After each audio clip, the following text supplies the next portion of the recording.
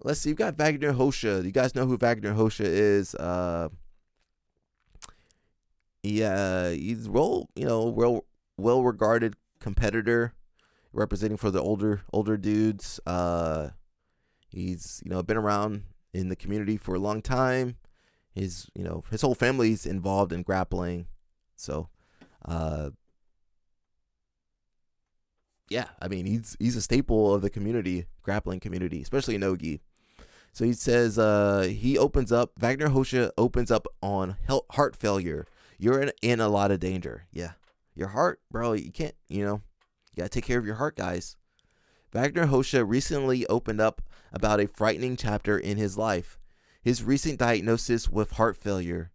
Joined by his son Achilles Rocha, the two discussed the series of events that unfolded after ADCC. So he was competing in 2024. ADCC 2024, he actually made it to the finals against Mika Galvao.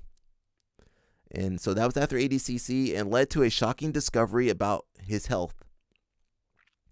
He says, after ADCC, I started feeling kind of bad. It was kind of a heavy thing. I wasn't feeling anything wrong. My weight started to go down. My legs were all swollen. Yeah, so guys, if you see any symptoms like this, go get checked out.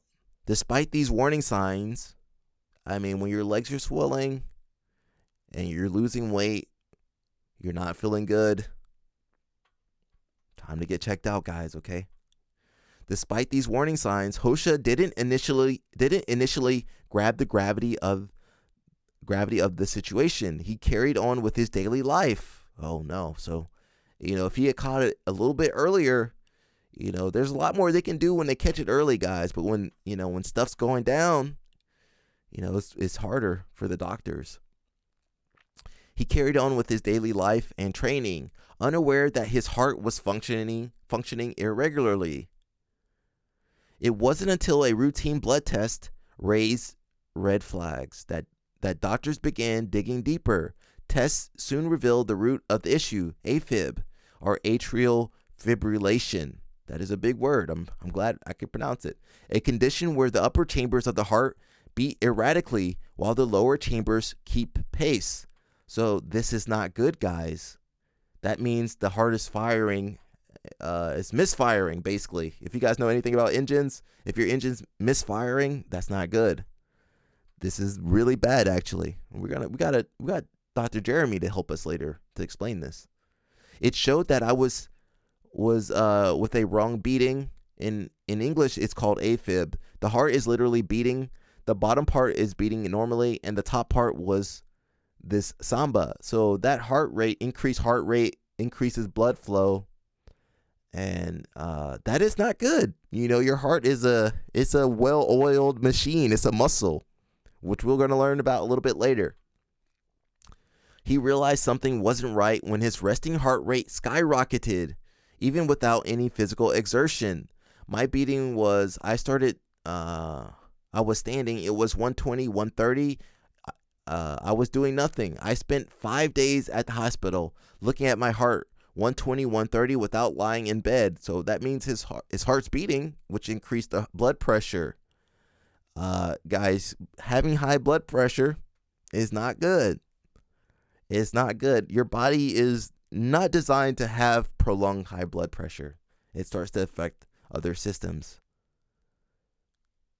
The doctor called me. It seems that you had a heart attack already. Your heart is so big, so dilated, for so long.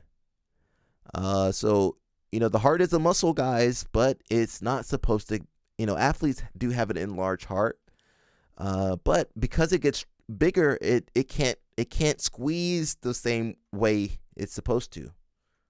Okay? It can't squeeze like it was designed to. He called receiving the urgent call on his way to the gym. He recalled receiving the urgent call on his way to the gym. That was a terrible sentence. The doctor called me. He said, man, your heart is very bad and your beatings are very irregular. You are in a lot of danger. What surprised Rocha most was how asymptomatic he felt. Well, the symptoms, just because you don't feel bad doesn't mean because the body adapts, he wasn't feeling bad. He felt normal, but internally his body is out of sync. That's what AFib means. Your heart is out of sync. I was normal. I had training in the morning. I was fine. There is nothing wrong. Externally, he looks like everything was great. Internally, things were wrong. He had the warning signs. He had the swelling. He had the increased heart rate. Oh, I forget what else he had. He had other stuff that was going on. Since the scare, Rocha has made serious changes to his lifestyle, including cutting caffeine out of his routine. I hope he's cutting out a lot of stuff out of his routine. A lot of stuff is terrible for your heart. I used to take a cup of coffee and a pretender. What? What is that? I used to go to the tatami.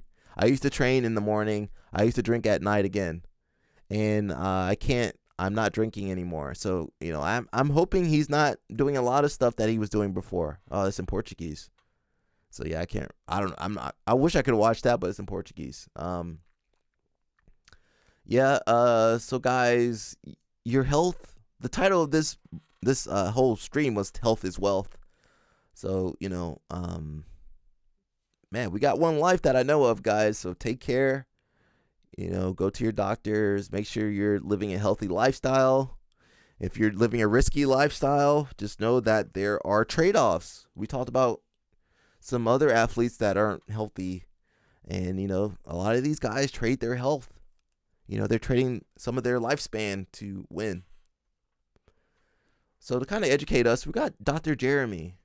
So Dr. Jeremy, shout out to Tracy and Dr. Jeremy. They live in Savannah. They train with Sergi at Surge BJJ. So been fortunate enough to meet both.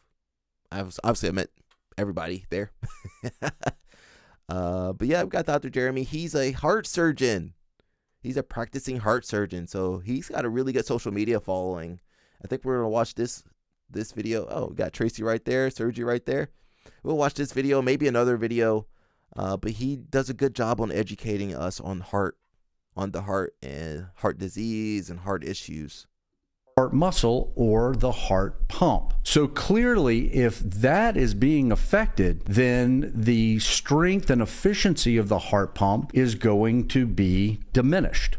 The reason that heart disease is the #1 killer across the globe is blockages in the actual heart arteries themselves. So if you take the heart and look at it for what it truly is, it is a pump that is actually bringing deoxygenated or used blood back to the heart and delivering oxygenated blood to the body. But that pump has to have energy to be able to work. And the heart arteries or coronary arteries, that is how the nutrients and oxygen is actually delivered to the heart muscle or the heart pump. So clearly, if that is being affected, then the strength and efficiency of the heart pump is going to be diminished.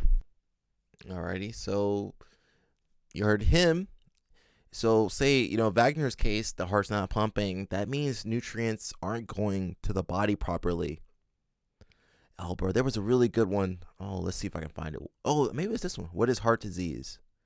So that's a good one. When we talk about heart disease, that's like saying you like professional sports without specifying exactly which type of sport you like to watch on television or see live or what have you. So heart disease is kind of a catch-all. And by breaking it down into these 3 categories of diseases and blockages of the blood vessels, the valves, and the electrical system, I think it'll help you focus your understanding so that you can clearly get a grasp on why this is such an important topic.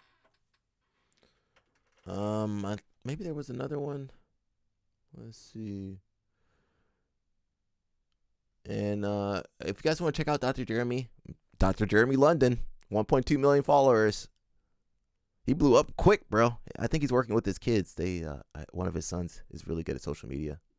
The single most important factor of mortality, of how people do with heart surgery, of longevity, is all related to the strength of the heart pump itself. And it just makes good intuitive sense. Patients with strong hearts do much better than patients with weak hearts. The single most important factor. But I think once, I'm not a doctor, obviously, didn't go to medical school, not medically trained, but I think as, the enlarged heart means that it's pumping, it's weaker, so it's pumping more. Does that make sense, guys? Am I on the right track? So it's bigger, it's got to pump more because it can't compress, it can't squeeze like it was before. It's weaker. And then, like he said, well, your heart's weaker, it's gonna do worse. It's gonna perform worse. Your body's gonna be, just out of whack, bro. Let's see one more. And he's got so many videos. I like the little thumbnails here. Ooh, high blood pressure, bro. All right, guys. Oh, let's look at these two. Let's look at high blood pressure and life or death in heart surgery. Cardio. I don't know. Well, we can keep going forever, but let's look at these two, okay? Let's look at these two videos. What is high blood pressure and why is it dangerous? Well, there are a variety of causes, but not to get too far in the weeds, there is a common pathway, and that is a clamping or tightening of the artery walls that results in an increased stiffness. This results in the heart seeing increased resistance with each beat. Over time, the heart is just a muscle. It'll get thicker and will eventually result in heart failure. In addition, high blood pressure directly damages the arterial walls, which is the first step to atherosclerosis, which increases your risk of heart attack and stroke. Now, what can you do immediately that's proven to decrease blood pressure? Well, first, a calorie-conscious whole foods diet. Next, exercise every day to include aerobics training and resistance training. Decrease stress, limit or remove alcohol. Limit sodium intake to 1,500 milligrams a day. I didn't know about that one. Increase potassium intake to around 3,500 milligrams a day. Now, understand that in many circumstances, lifestyle changes are not enough, and you actually do need medication. So it's always important to include a healthcare provider in the management of your hypertension. If you enjoyed this type of content, please check out our free newsletter. Click the link in the bio, and I hope you guys have a great day. Yeah, so guys, I hope Vagner is listening to his doctor, working with his doctor. His blood pressure was high. You see the dangers of the high blood pressure. So hopefully he's working with his doctor. And I'm not even going to delve into the medical field. Go check out Dr. Jeremy London, guys. And we got one more video, life or death in heart surgery. Single most important factor that determines life or death in heart surgery? Well, clearly there's a lot of factors that go into making this decision, the age of the patient and how sick they are. But there is one factor that outweighs all the others, and that is the strength of the heart pump or the ejection fraction. And that is determined by either a non-invasive echocardiogram or on a dye study to show what percentage of the blood is ejected from the heart each time it beats. Now, the strength of the heart is important in the following way. It makes good sense.